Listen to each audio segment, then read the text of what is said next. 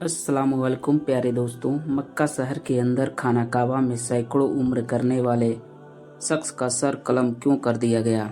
इसने ऐसा क्या और कौन सा बड़ा गुनाह किया था जो इसका सर कलम कर दिया गया? लोग इसे बहुत ही बड़ा अल्लाह और नेक और परहेजगार समझते थे, लेकिन जब हकीकत सामने खुलकर आई तो सब दंग रह गए। इमाम काबा यानी शाही इमाम ने इस शख्स के बारे में क्या हुक्म जारी किया, यह जानकर आप यकीन नहीं कर पाएंगे। लिहाजा वाक़या को आखिर तक ज़रूर देखिएगा। आइए वाक़या शुरू करते हैं।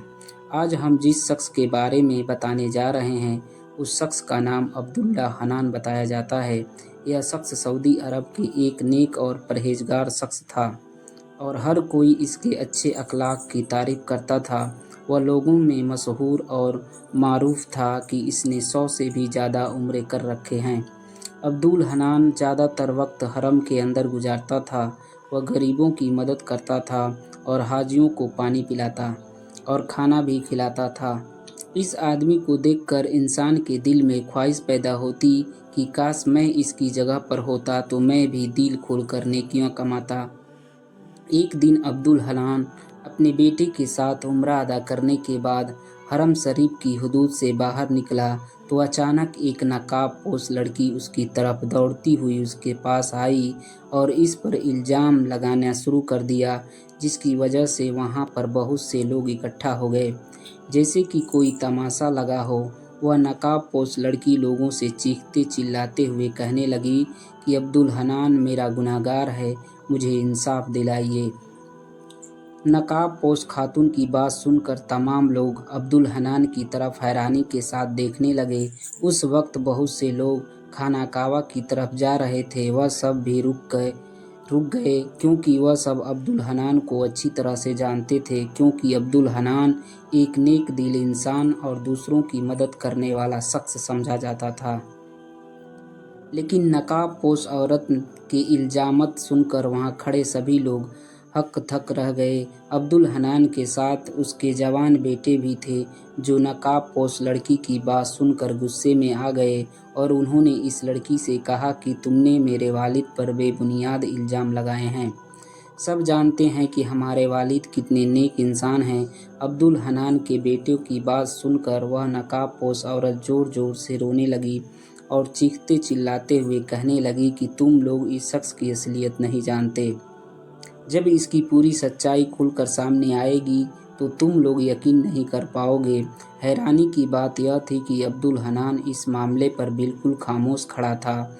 इसने किसी किस्म का गुस्सा नहीं किया और न ही यह कहा कि यह नकाब लड़की झूठ बोल रही है। अब्दुल हनान के पहचानने वालों लोगों ने यह सोचा कि शायद बदनामी के डर से अब्दुल हनान खामोश हैं।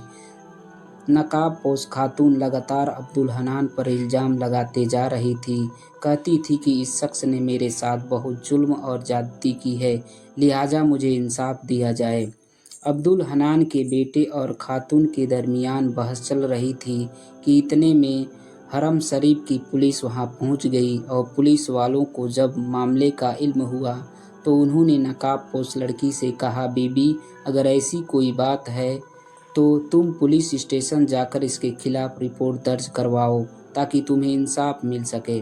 उस नकाब पोश लड़की से इसरार पर अब्दुल हनान और उसके बेटे को पुलिस पकड़कर थाने ले गई, जहां पर अब्दुल हनान के बेटे ने कहा कि हमें लगता है कि यह फहाश औरत है जो हमारे वालिद को बदनाम करना चाहती है।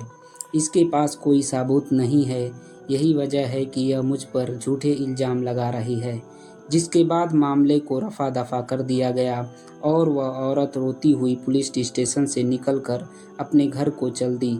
तकरीबन 2-3 दिनों के बाद वह औरत एक बार फिर से खाना काबा पहुंची और वहां रो रो कर दुआएं करने लगी कि ये अल्लाह मुझे इंसाफ दिला दे। तू जानता है कि वह शख्स यानी अब्दुल्ला हनान मेरा गुनहगार है।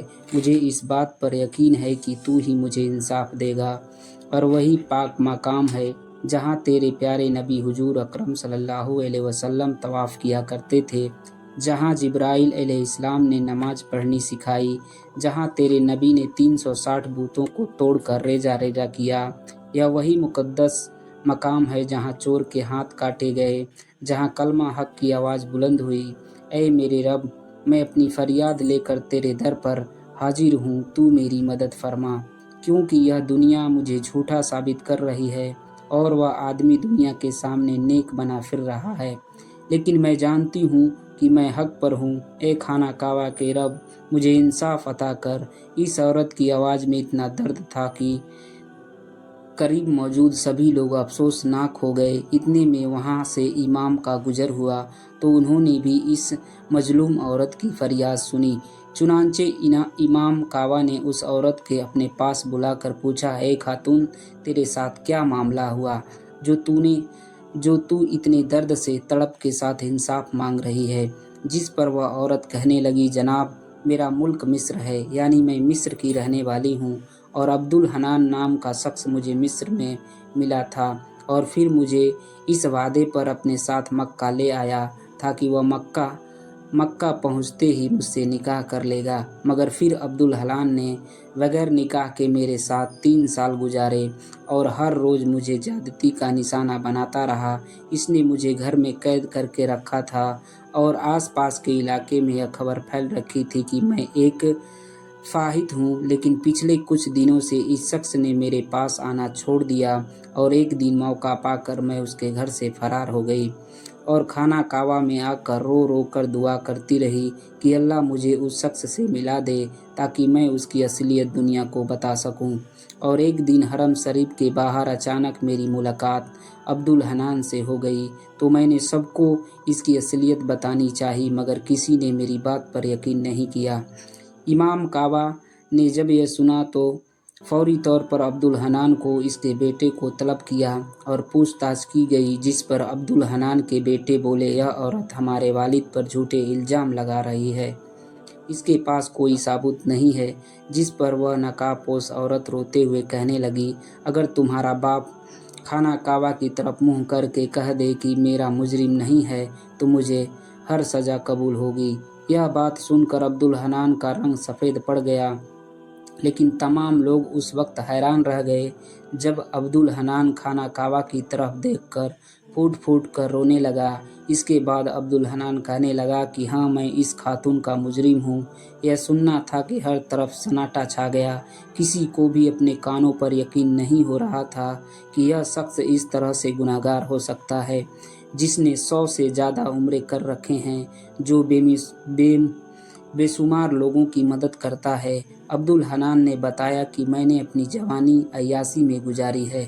میں عیاشی کے لیے دوسرے ملکوں تک سفر کرتا تھا اور خوب عیاشیاں کرتا تھا، مگر اپنی بیوی کے سامنے بہت نیک بن کر رہتا تھا اور اس کے سامنے نماز ادا کرتا تھا اور نوافل بھی خوب کثرت سے پڑھا کرتا تھا۔